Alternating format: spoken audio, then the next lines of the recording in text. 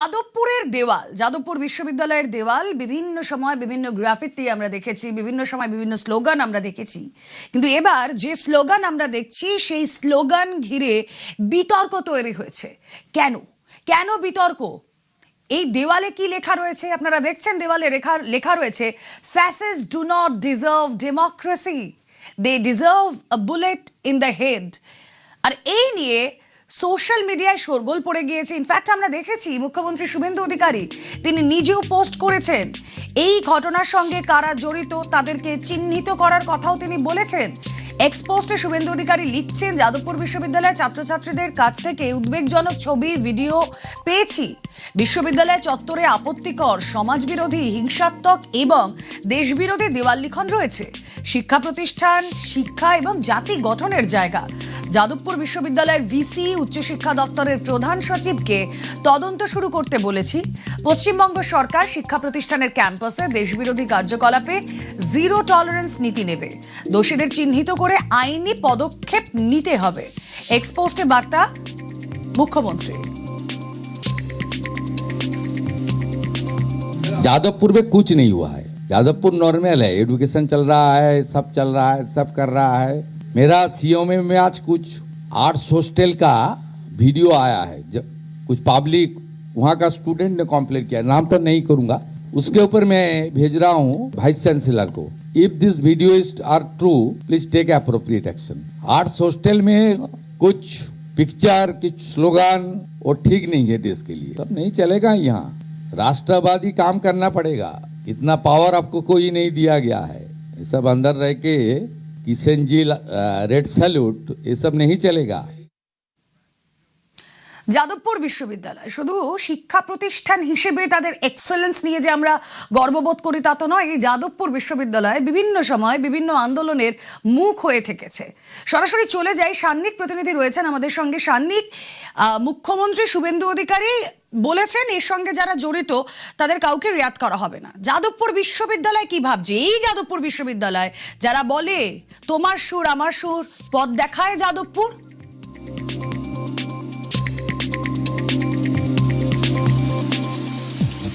মুখ্যমন্ত্রীর বার্তা একেবারে স্পষ্ট, যাতে কোনো রকম ভাবেই এই ধরনের বার্তা যারা ইউনিভার্সিটির দেয়ালে, সব থেকে বড় কথা একটা শিক্ষাঙ্গন তার দেয়ালে যারা লেখেন তাদের ক্ষেত্রে জিরো টলারেন্স। কোনো রকম ভাবেই কোনো শিক্ষা প্রতিষ্ঠানের ভেতরে তার অটোনমাস বডি, তার মধ্যে যে কেউ রেয়াত পেয়ে যাবে তা কিন্তু এবার হবে না, তেমনটাই তিনি বার্তা দিয়েছেন।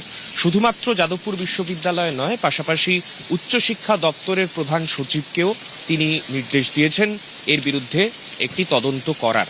এই তদন্ত করার পরে কি তথ্য উঠে আসে এবং যাদবপুর বিশ্ববিদ্যালয়ের সঙ্গে উচ্চশিক্ষা দপ্তর সমন্বয় রেখে এই গোটা তদন্ত পদ্ধতি তারা এগিয়ে নিয়ে যাবেন এবং এই তদন্তের পরে কি তথ্য উঠে আসে তার উপর পুরোটাই নির্ভর করছে।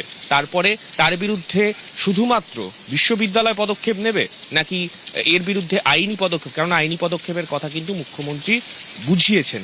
তার মানে আইনি পদক্ষেপ হলে সেক্ষেত্রে শুধুমাত্র তার ইউনিভার্সিটির একটা ব্যবস্থা গ্রহণ নাকি পুলিশি তদন্ত এর বিরুদ্ধে হবে, সেই সব কিছুর উত্তর হয়তো সময় দেবে। তবে বিশ্ববিদ্যালয় কর্তৃপক্ষ ঠিক কি করতে চাইছেন তার জন্য আজকের দিনটা আমাদের অপেক্ষা করতে হবে, কেননা গতকাল আমরা দেখেছি যে ঘটনা ঘটেছিল তার জন্য যে নতুন করে তদন্ত কমিটি গঠন, সেই প্রক্রিয়া গতকাল সম্পন্ন হয়েছে। আজকে বিশ্ববিদ্যালয়ের কার্য সময়ের মধ্যে আজকে উপাচার্য ঠিক কি নির্দেশ দেন, কেননা উপাচার্যের উপরই পুরোটা নির্ভর করছে। মুখ্যমন্ত্রী উপাচার্যকেই নির্দেশ দিয়েছেন এই রকম যে বিভিন্ন ওয়াল পেইন্টিং গুলো রয়েছে সেগুলো কারা করেছে তাদেরকে চিহ্নিত করার কাজ করতে হবে, তা নিয়ে তদন্ত করতে হবে এবং এই গোটা প্রক্রিয়াতে যাদবপুর বিশ্ববিদ্যালয় কর্তৃপক্ষ কতটা সক্রিয় ভূমিকা নেয় সেই দিকে আমাদের নজর থাকবে। তবে অবশ্যই যাদবপুর বিশ্ববিদ্যালয় কর্তৃপক্ষের তরফে যদি এই তদন্ত রিপোর্টে কোনো উল্লেখযোগ্য কোনো কনক্লুশন যদি না পাওয়া যায়, সেক্ষেত্রে পরবর্তীতে কি, সেক্ষেত্রে কি পরবর্তীতে পুলিশি তদন্ত বা পরবর্তীতে আরো অন্য কিছু আসতে চলেছে, সেই দিকেও কিন্তু অবশ্যই আমাদের নজর রাখতে হবে। রুমেলা, বেশ, যাদবপুর বিশ্ববিদ্যালয় কর্তৃপক্ষ তারা আজ কিভাবে অবশ্যই আমাদের নজর থাকবে। কিন্তু যাদবপুরে এই যে পোস্টার বিতর্ক, এই পোস্টার বিতর্ক ঘিরে নানাজন নানা মত দিতে ইতিমধ্যে শুরু করেছেন।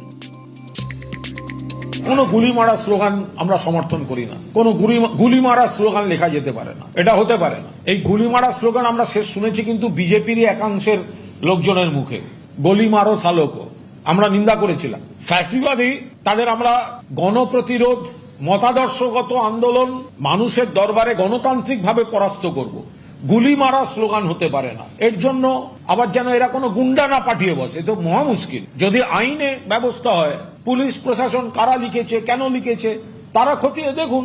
গুলি মারা স্লোগান আমরা সমর্থন করি না। যা হবে মতাদর্শগত লড়াই, গণতান্ত্রিক ভাবে হবে। যারা অন্যের মতকে সহ্য করতে পারে না, এই অসহিষ্ণুতার যে নমুনা, সেটা গোপালচন্দ্র সেনকে এই ইউনিভার্সিটির মধ্যে খুন করা হয়েছে, এই বামপন্থীরা খুন করেছে। গোপালচন্দ্র সেনকে হত্যা করার মধ্যে থেকে যে অসহিষ্ণুতা শুরু হয়েছে তার শেষ হওয়া দরকার। যারা মাওয়ের ভাবনায় উদ্বুদ্ধ হয়, মাও সেতুং সারা জীবনে কত মানুষকে খুন করেছেন, স্ট্যালিন সারা জীবনে কত মানুষকে খুন করেছেন।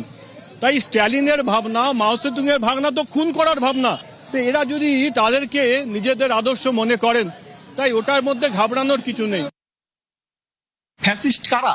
নরেন্দ্র মোদী যে সমস্ত কাজ করছে, কথা বললেই গলা চিপে ধরছে, দেশের ধর্মনিরপেক্ষতা, দেশের গণতন্ত্র, সংবিধানের কোনো কিছু বালাই রাখছে না, সেই সরকারকে ফ্যাসিস্ট সরকার ছাড়া আর কি বলবে? এই তরুণ প্রজন্ম, যাদেরকে জেনজি বলা হয়, তারা পরিষ্কার ঘোষণা দিচ্ছে যাদবপুরের মাটিতে দাঁড়িয়ে সেখানকার ছাত্রছাত্রীরা বর্তমানে দেশের যা অবস্থা সেটাকে আরো জোরালো ভাবে মানুষের কাছে, ছাত্রছাত্রীদের কাছে পৌঁছে দেওয়ার কাজ করছে। যারা বলছে যে এই ধর্মকে বাঁচানোর জন্য স্বস্তিক চিহ্ন, তারা নিজেদেরকেও বলবো যে ভাই একটু দেখে আসো, ধর্মীয় পাঠ পড়ে আসো, হিটলার কি করেছে, মুসলিনি কি করেছে সেটা জানো, তাদের প্রতীক কি ছিল সেটা জানো। বরাবরই ইতিহাস মানে নাথুরাম, শ্যামাপ্রসাদ, সাভারকার, এর বাইরে বেরোতে না পারো, তাহলে তো ওরকম হবেই। যদি আপনি বলেন যে না ফ্যাসিবাদকে ভালোবাসতে হবে, তো সেটা আরএসএস এর কাজ, এবিভিপির কাজ।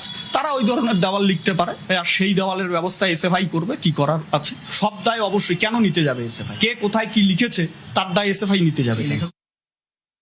যাদবপুর বিশ্ববিদ্যালয় একটা মুক্ত চিন্তার পরিবেশ, সেখানে বিভিন্ন ধরনের বিভিন্ন মতের ছাত্রছাত্রীরা সেখানে তাদের কথা বলতে পারে। ছাত্রদের মত প্রকাশ করার, ছাত্রদের যে কোনো বিষয় নিয়ে কথা বলার অধিকার থাকা উচিত। যে স্বৈরাচারী সরকার বা ফ্যাসিস্টরা যারা নানানভাবে যারা আক্রমণ করছে তাদের বিরুদ্ধে অবশ্যই কেউ কথা বলতেই পারে। গুলি মারা বা এটা না বলতে পারলেই ভালো হতো। প্রতিবাদ করলেই তাদেরকে দেশদ্রোহী তকমা লাগিয়ে দেওয়া হচ্ছে, মানুষের গণতান্ত্রিক অধিকারটা লুট হয়ে যাচ্ছে। ফলে এটা তো একটা ফ্যাসিবাদী কার্যকলাপ। আমরা মনে করি আইডিওসগতভাবে ছাত্র আন্দোলনটা পরিচালিত হওয়া উচিত উন্নত নীতি, নৈতিকতা, সংস্কৃতির ভিত্তিতে। সমস্ত সংগঠন, আরো অন্যান্য সংগঠনগুলো আছে যারা যে ভাষায় বলে, যে ভাষায় কথা বলে, সমস্তটাকে আমরা সমর্থন করি না। ভারতবর্ষে এর আগে দেশের কেন্দ্রীয় মন্ত্রী স্লোগান দিয়েছিলেন গলি মারো, কোনো শাস্তি হয়নি তার। বিজেপি এই ভাষার আমদানি করেছে, দেশের কেন্দ্রীয় মন্ত্রী। মানুষ যেভাবে দেখেছেন মনে করেছেন এর মধ্যে কোনো অন্যায় নেই, ফলে তার কাউন্টারে হয়তো এটাও এসেছে। আরে দেশের মানুষকে যারা গুলি করে মেরে দিচ্ছে, সত্যি সত্যি যারা পেলেট গান চালাচ্ছে দিল্লিতে, ছাত্রদের চোখ নষ্ট হয়ে যাচ্ছে, ছাত্রদের শরীরে 200-300 করে ছড়া পেলেট গান ঢুকে যাচ্ছে, তাতে যদি উস্কানি না হয় সেটাতে কেউ প্রশ্ন তুলছে না। আর এটা কে কোথায় কি একটা পেন দিয়ে চক দিয়ে কি লিখেছে তাতে একেবারে গোটা দেশ উচ্ছন্নে চলে গেল। গুলি মারা, বোতল মারা, ঢিল মারা, ইট মারা, হাত দিয়ে মারা, কোনো ভায়োলেন্সের পক্ষে বামপন্থীরা নয়, কোনো ভায়োলেন্সের পক্ষে এসএফআই নয়। এখানে যে স্বস্তিকাটাকে দেখানো হয়েছে এটা হচ্ছে নাৎসিরা জার্মানিতে যে হাকেন ক্রুজ যেটাকে বলে বা হুকড ক্রস, সেই চিহ্নটা ব্যবহার করেছিল এই জাতিতত্ত্বের জায়গা থেকে ইহুদিদের খুন করার জন্য।